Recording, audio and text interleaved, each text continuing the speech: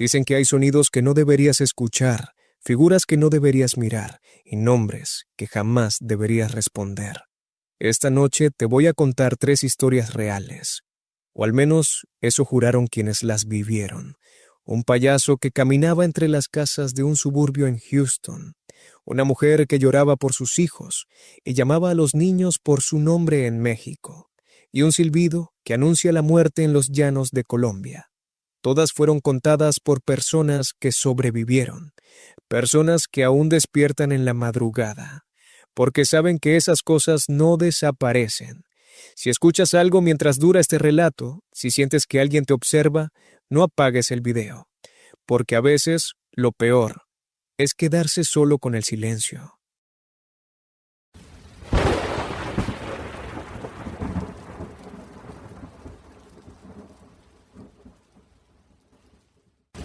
No importa si es de día, si hay niños jugando, si los jardines están bien cuidados y las banderas ondean frente a las casas. Para mí, todos esos lugares esconden lo mismo: silencio falso y la sensación de que alguien te observa desde una ventana donde no debería haber nadie. Yo crecí en un suburbio al norte de Houston, de esos que parecen sacados de un catálogo. Calles largas, casas idénticas, buzones alineados y árboles jóvenes que todavía no daban suficiente sombra. Mi familia llegó ahí cuando yo tenía 9 años. Éramos latinos, recién mudados, y aunque el vecindario era seguro, siempre sentí que no encajábamos del todo. Mis padres trabajaban casi todo el día. Yo pasaba las tardes con otros niños del vecindario, hijos de migrantes, de familias rotas, de gente que no preguntaba mucho mientras regresaras antes de que anocheciera.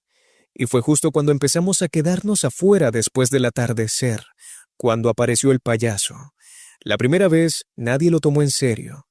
Fue Kevin, el más chico del grupo, el que dijo haberlo visto. Regresó corriendo a las bicicletas, pálido, sudando, con los ojos llenos de lágrimas. «Hay un payaso», dijo.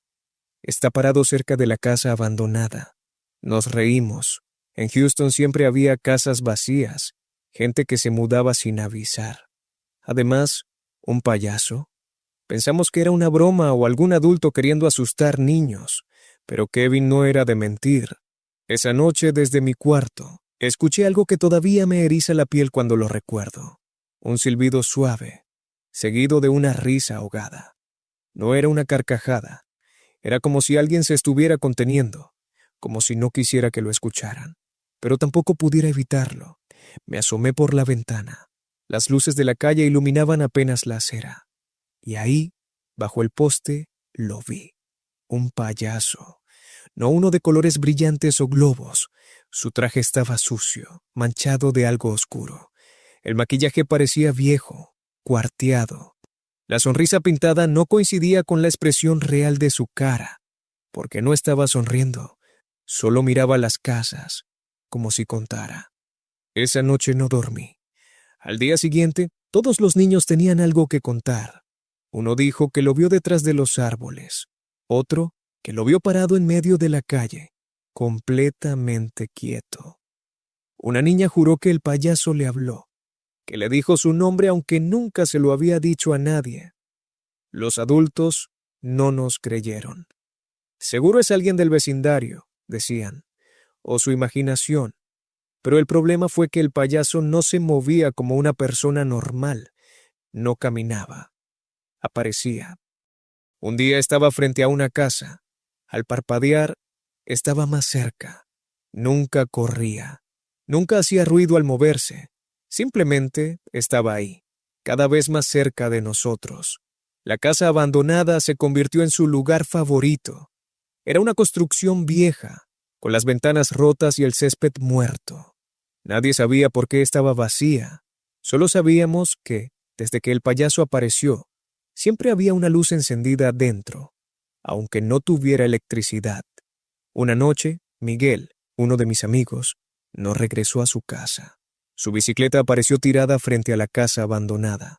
La policía dijo que seguramente se había escapado, que tal vez un familiar se lo había llevado, que no había señales de violencia, pero yo vi las huellas, pequeñas marcas en la tierra, como si alguien hubiera arrastrado zapatos demasiado grandes y otras más pequeñas, desordenadas, como pasos de niño que intentaron huir.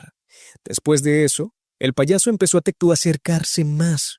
Lo veíamos desde las ventanas, en los patios traseros, parado frente a las puertas, inclinado, como si escuchara lo que pasaba dentro. Una noche golpearon mi ventana, no fuerte, solo toc, toc, toc. Abrí un poco la cortina. Su cara estaba ahí, demasiado cerca. Pude ver las grietas del maquillaje, la piel real debajo, los ojos. Dios, los ojos no eran humanos, no reflejaban luz, eran oscuros, profundos, como agujeros. Sal, susurró, solo quiero jugar. No grité, no pude. Me alejé arrastrándome hasta el pasillo, cerré la puerta del cuarto y me quedé ahí, temblando, hasta que salió el sol. A la mañana siguiente, en la ventana, había una nariz roja de payaso, vieja y quebrada, con manchas secas que parecían sangre. Mi familia se mudó 2 semanas después. Nunca encontramos a Miguel. Años más tarde supe que otros suburbios alrededor de Houston reportaron lo mismo. Payasos, niños desaparecidos, casas abandonadas. Y lo peor, hace 3 noches, mientras manejaba de regreso a casa, vi algo bajo un poste de luz. Un traje sucio, una sonrisa pintada y unos ojos que me reconocieron al instante.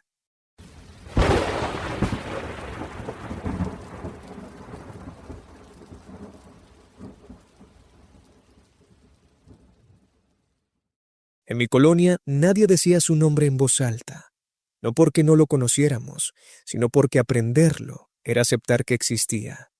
Y aquí, aceptar algo así era casi invitarlo a entrar a tu casa. Yo crecí en una colonia vieja, al borde de un canal de riego, en el Estado de México. No era un lugar turístico ni pintoresco. Era de calles mal pavimentadas, postes torcidos, perros callejeros y casas construidas poco a poco, con varillas saliendo del techo como si nunca estuvieran terminadas. De niño me decían que no me acercara al canal, que no jugara después de que oscureciera, que si escuchaba a una mujer llorar, me tapara los oídos y corriera. Yo pensaba que eran cuentos para asustarnos, hasta que la escuché por primera vez. Fue un jueves. Lo recuerdo, porque al día siguiente no hubo clases y mis papás llegaron tarde del trabajo. Yo me quedé solo con mi hermana menor, Ana, que tenía 6 años. La televisión estaba encendida, pero el volumen era bajo, como si la casa misma quisiera escuchar algo más. Entonces se oyó un llanto largo, quebrado, profundo. No venía de una sola dirección. Parecía salir del canal, pero también de las calles y a ratos del patio trasero. Ana se me acercó y me agarró la playera. ¿Quién está llorando?, me preguntó. No supe qué decirle. El llanto se convirtió en palabras. No eran gritos, no era alguien pidiendo ayuda. Era una voz cansada, húmeda, que arrastraba cada sílaba como si le doliera existir. Ay, mis niños. Sentí cómo se me erizaba la piel. Quise cerrar las ventanas, pero mis manos temblaban. El aire se volvió frío, raro, pesado. La televisión empezó a fallar. La imagen se distorsionaba como si algo interfiriera la señal. Entonces la escuché decir algo que nunca debió decir. ¿Ana? Mi hermana levantó la cabeza. Me habló, dijo. Dice mi nombre. La jalé hacia mí. No, le dije. No escuches, no contestes. Pero la voz insistió. Ana, hijita, ven con mamá. El llanto se escuchaba más cerca. Ya no parecía venir del canal. Sonaba como si estuviera parada frente a la casa. Me asomé por la rendija de la cortina. La vi. Era alta, demasiado alta. Su vestido blanco no flotaba. Se arrastraba por el suelo como si estuviera mojado. El cabello le cubría la cara, pero se movía, como si debajo hubiera algo respirando. No caminaba, se deslizaba. Cada vez que el llanto subía, la figura avanzaba un poco más, sin mover los pies. Devuélveme a mis hijos. Susurró. Ana empezó a llorar. Tengo miedo, me dijo. Dice que está sola. Entonces la mujer levantó lentamente la cabeza. y aunque el cabello seguía cubriéndole el rostro, supe que nos estaba mirando directamente. «Ustedes los ven», dijo. «Ustedes los esconden». Golpearon la puerta. No con fuerza, solo un toque lento, respetuoso, como si pidiera permiso. Toc, toc, toc. «Ábreme», dijo. «Solo quiero abrazarla». Me quedé inmóvil. Ana temblaba. El llanto se convirtió en un grito seco, lleno de rabia y dolor. Mis hijos. Las luces se apagaron. La casa quedó en silencio absoluto. Ni perros, ni viento, ni grillos. Solo la respiración agitada de mi hermana. Y algo más, al otro lado de la puerta, respirando también. No sé cuánto tiempo pasó hasta que mis padres regresaron. Cuando entraron, Ana estaba inconsciente y yo seguía sentado frente a la puerta, sin moverme. Mi mamá rezaba. Mi papá salió a buscar ayuda. A la mañana siguiente, la vecina de enfrente vino a preguntar si habíamos escuchado algo. «Se llevaron a un niño», dijo. «El hijo de Lupita. Desapareció anoche. No fue el último. Durante meses los niños empezaron a desaparecer cerca del canal. Siempre de noche. Siempre después de que alguien escuchara llorar. Decían que la mujer se aparecía primero sola, y luego, cuando se iba, ya no iba sola. Algunos aseguraban haberla visto caminando con siluetas pequeñas detrás, tomándola del vestido. Ana dejó de hablar por semanas. Cuando volvió a hacerlo, dijo algo que nadie quiso escuchar. «La señora ya no llora tanto», dijo. «Ahora canta. Nos mudamos poco después, pero la llorona no se quedó atrás. Años después, ya adulto, escuché el mismo llanto afuera de mi casa. Y esta vez decía el nombre de mi hijo».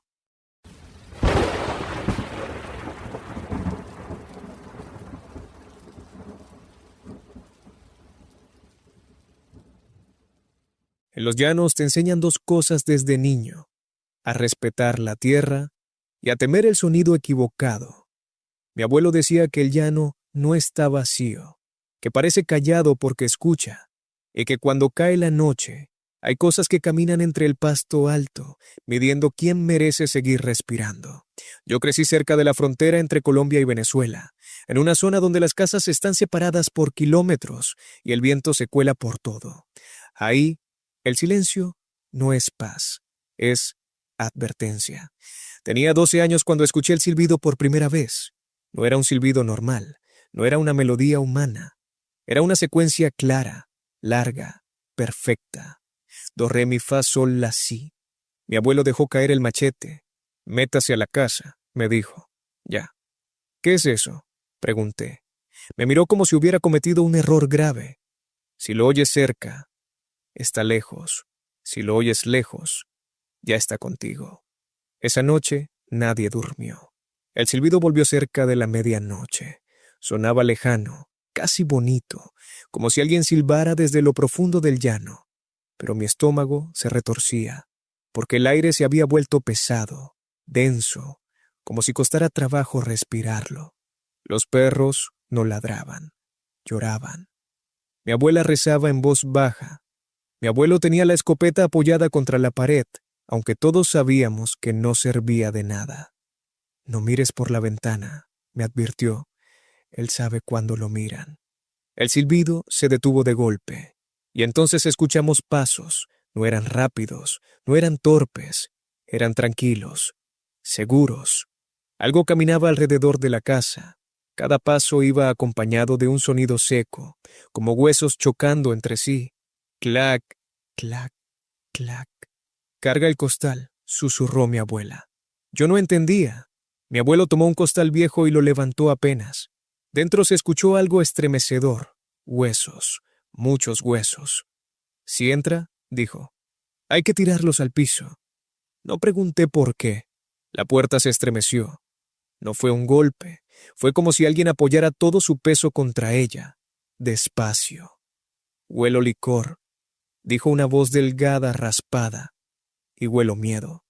Mis piernas no me respondían. «Abra, viejo», continuó. «Vengo cansado». Mi abuelo no contestó. El silbido sonó dentro de la casa. Ahí supe que estábamos perdidos. Los huesos del costal empezaron a moverse solos, vibrando, como si algo los reconociera. «No son los de mi padre», murmuró la voz. «¿Dónde los escondiste?» La puerta se abrió de golpe. Lo vi. Era alto, demasiado alto. Su cuerpo era delgado hasta lo imposible, como si la piel apenas pudiera sostenerlo. Vestía harapos, y en la espalda cargaba un costal enorme que se movía.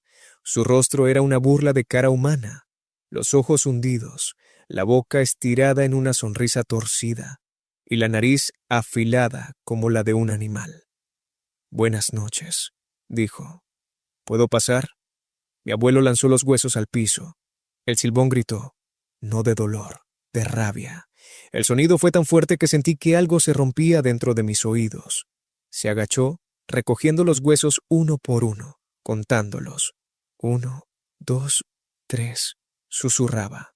No cuadran. Me miró. Sus ojos se clavaron en mí. «Este sirve», dijo. Mi abuela se interpuso. «Aquí no», gritó. «Aquí no». El silbón inclinó la cabeza, curioso. «Entonces me iré. Por ahora». Salió de la casa caminando lento. Antes de perderse en la oscuridad, silbó.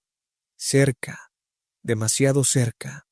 A la mañana siguiente encontramos huellas alrededor de la casa. Eran profundas, como si algo muy pesado hubiera estado parado ahí durante horas. 3 días después, el vecino apareció muerto. No tenía una sola gota de sangre en el cuerpo.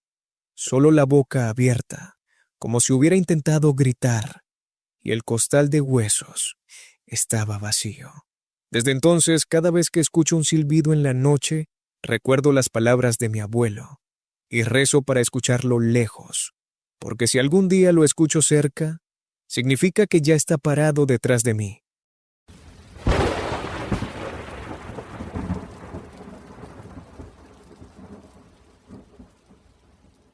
Hay cosas que no te persiguen porque hiciste algo malo, sino porque abriste una puerta que jamás debió abrirse. No escribo esto para asustar a nadie. Lo escribo porque ya no tengo a quien contárselo, y porque si alguien llega a leer esto algún día, tal vez entienda por qué hay casas que permanecen vacías durante décadas, aunque nadie recuerde exactamente qué pasó dentro de ellas. Todo ocurrió cuando tenía 13 años. Vivía en un barrio sencillo, en las afueras de una ciudad grande en Argentina. Las calles eran de tierra. Las casas estaban separadas por terrenos baldíos, y por las noches el silencio era tan pesado que parecía quedarse suspendido en el aire. No era un lugar peligroso, pero tampoco era tranquilo. Siempre había una sensación extraña, como si el barrio estuviera observando a quienes caminaban por él. Éramos 5 amigos inseparables. Tomás era el que siempre tenía ideas nuevas, el primero en proponer cualquier cosa arriesgada. Lautaro se reía de todo, incluso de lo que no debía. Micaela era la única que creía en energías, en señales y en cosas que no se ven. Iván casi no hablaba, observaba todo con demasiada atención. Y yo solo lo seguía. Al fondo del barrio había una casa abandonada. Nadie sabía desde cuándo estaba vacía. Algunos decían que la familia se había ido de un día para otro.